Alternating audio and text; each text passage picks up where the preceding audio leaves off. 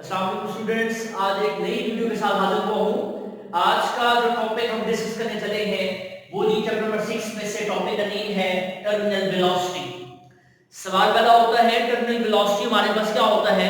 अक्सर फॉग या water droplets बेटा आप लोग देखते होंगे सस्पेंडेड नजर आते हैं एयर के अंदर। उसकी वजह क्या है?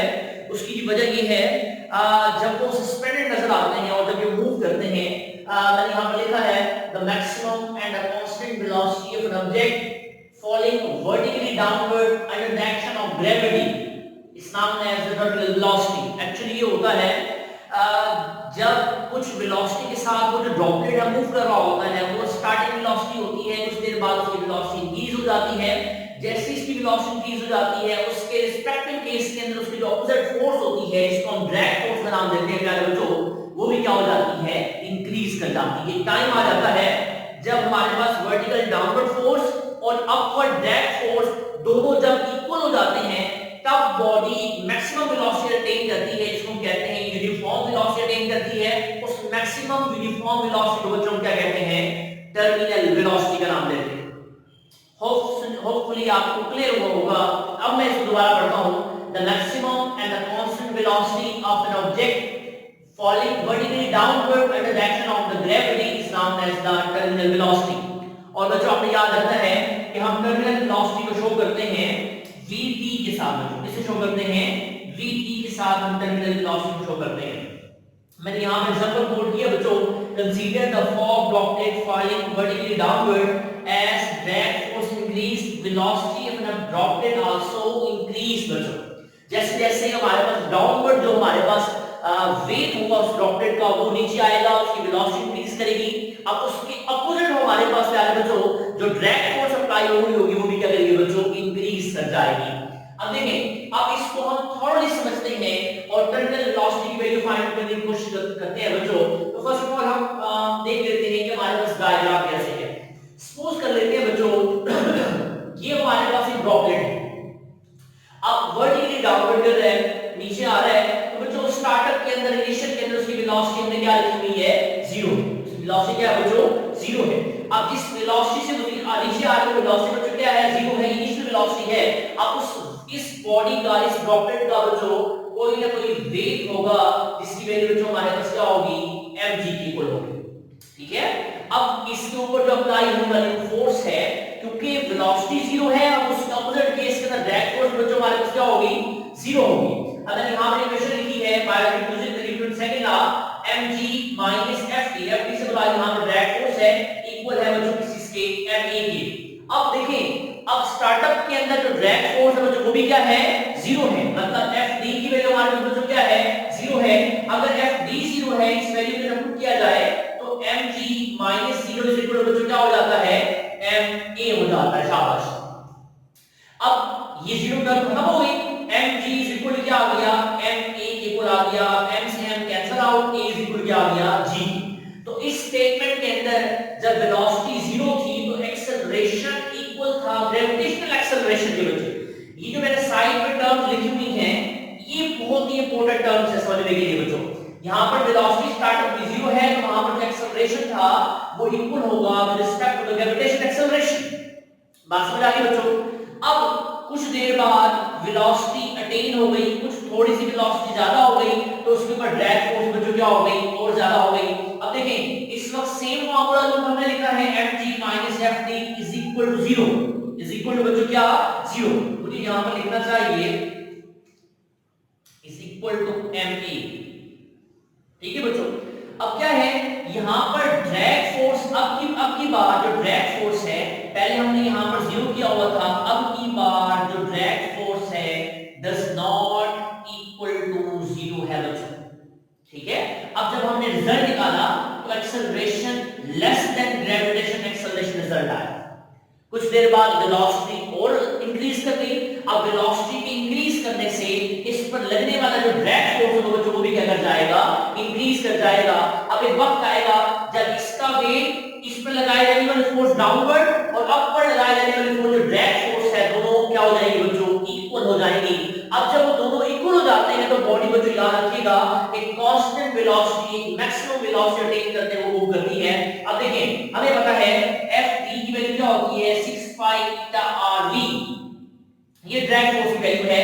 अब देखिए वेलोसिटी के इंक्रीज करने से फोर्स भी क्या होगा बच्चों, इंक्रीज ही करेगी। अब यही वैल्यू मैंने इस इक्वेशन के अंदर पुट की है, तो mg माइनस f देखिएगा बच्चों क्या आ जाएगा 6 pi eta are we D आ गया। अब इस इक्वल टू हमारे पास क्या आ गया ma, बड़ी बात समझ आ गई। अब देखें जब इन दोनों का मैग्नीट्यूड सेम आ गया, इक्वेशन बच्चों कुछ इस तरह से हमारे पास थी कि mg minus f d is equal to ma। अब इन दोनों का अगर मैग्नीट्यूड सेम है, क्या है मैग्नीट्यूड सेम है, तो ये इक्वल आ गया बच्चों हमारे पास किस चीज के ma के, ठीक है, मतलब एक्सेलरेशन किसके को आ गया हमारे पास यहाँ पर 0। और दूसरी बात हमें पहले भी पता है कि कांस्टेंट जब वेलोसिटी होती है तो वहां पर हमारे पास एक्सेलरेशन हो जाता है बच्चों, क्या हो जाता है 0।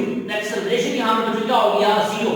ये उस वक्त 0 हुआ जब वेलोसिटी मैक्सिमम हुई, जब वेलोसिटी v इक्वल टू बच्चों क्या हो गई vt के इक्वल हो गई। मतलब ये हुआ यहां पर जरा गौर करें v 0 है, v से vt हुआ, लेकिन एक्सेलरेशन यहां पर g थी, अब ये g से क्या हो गई 0 हो गई। ये जो 3 पॉइंट्स हैं ये बड़ी इंपॉर्टेंट है, बड़े कंसेप्चुअल से पॉइंट है। अब देखें यहां पर मैंने इस a की जगह क्या पुट कर दिया 0, तो mg minus 6 pi eta are V T is equal to a की जगह बच्चों क्या आ गया 0, तो mg minus 6 pi eta are V T is equal to बच्चों क्या आ गया 0। 0 मल्टीप्लाई बाय आंसर क्या आएगा बच्चों 0 आएगा।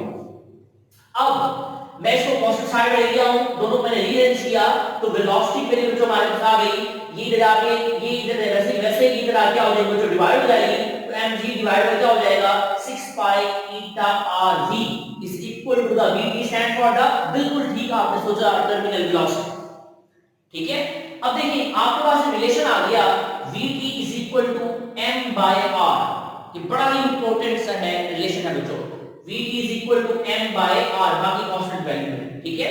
अब हम इस दो ऑब्जेक्ट को जो m और r है, इस m को मैं इस रेडियस में कन्वर्ट करने जा रहा हूं, तो मैं यहां पर रिलेशन डिस्कस कर रहा हूं टर्मिनल वेलोसिटी और रेडियस के दरमियान बच्चों, टर्मिनल वेलोसिटी और रेडियस के दरमियान प्यारे बच्चों मैं यहां पर रिलेशन डिस्कस करने जा रहा हूं। अब हमें पता है डेंसिटी इक्वल होता है mass by volume, mass by volume, मुझे चाहिए मास की वैल्यू, तो दोनों आपस में क्या हो जाएंगे बच्चों मल्टीप्लाई, दोनों हो गए मल्टीप्लाई, हमने इसको नाम दे दिया इक्वेशन नंबर बी। अब ऐसा है ये हम एक सफेयर की बात कर रहे हैं, तो सफेयर का वॉल्यूम बच्चों आपको पता होना चाहिए 4/3 पाई आर क्यूब होता है। अब इस वॉल्यूम इस इक्वेशन के अंदर वॉल्यूम के इंक्लूड करने जा रहा हूं, तो मास की वैल्यू क्या है बच्चों हो जाएगी रो मतलब डेंसिटी, और इसकी वैल्यू हमारे पास आ गई 4/3 पाई आर क्यूब, ठीक है। अब ये जो मास की वैल्यू है बच्चों मैं उठाकर इस इक्वेशन पर 1 के अंदर पुट करने जा रहा हूं। अब तो देखिएगा इस सारी इक्वेशन वैसे की वैसे जैसे इस मास की जगह पर क्या आ जाएगी इसकी value rho 4/3 pi R cube साथ में g divided by 6 pi eta are V, ठीक है। अब इसमें से क्या हुआ ये बड़ी टर्म नीचे आ गई, इस 6 से मल्टीप्लाई हो गया, क्या बन गया 18, बाकी टर्म वैसे की वैसे 4 भी वैसा, पाई भी वैसे, आर क्यूब भी वैसा, g भी वैसा और रो भी वैसा, ठीक है। अब देखिए 2 to the 4 and 2 19, 2 9 का 18, ठीक है। अब देखिए पाई से पाई कैंसिल हो गया, और इस r से ये जो हमारे पास क्यूब है ये स्क्वायर में कन्वर्ट हो गया, तो देखिए बच्चों ये वैल्यू बन गई vt is equal to 2r square g rho divided by 9 eta। अब जरा गौर करें प्यारे बच्चों, ये 2 ये g ये eta ये रो ये eta और ये 9 ये सारे कांस्टेंट्स हैं, सारे क्या बच्चों कांस्टेंट्स है, लिखा है यहां पर 2g rho divided by 9 eta, ये सारे क्या बच्चों कांस्टेंट्स हैं। अब इन कांस्टेंट्स की वैल्यू को अगर मैं हटा दूं तो क्या आ जाता है, बिल्कुल ठीक आपने सोचा क्या है बच्चों प्रोपोर्शनैलिटी का साइन आ जाता है, तो यहां पर हमारे पास और रिजल्ट निकलता है कि टर्मिनल वेलोसिटी प्रोपोर्शनैलिटी है with respect to square of radius of droplet, मैंने यहां पर लिखा है terminal velocity directly proportional to the square of radius of the droplet. ये है बच्चों हमारे पास किसकी वैल्यू टर्मिनल वेलोसिटी की वैल्यू। अच्छा अब ये चीजें मैंने सारी आपसे डिस्कस की है, इसको मैंने ग्राफ के अंदर डिस्कस करने की कोशिश की है।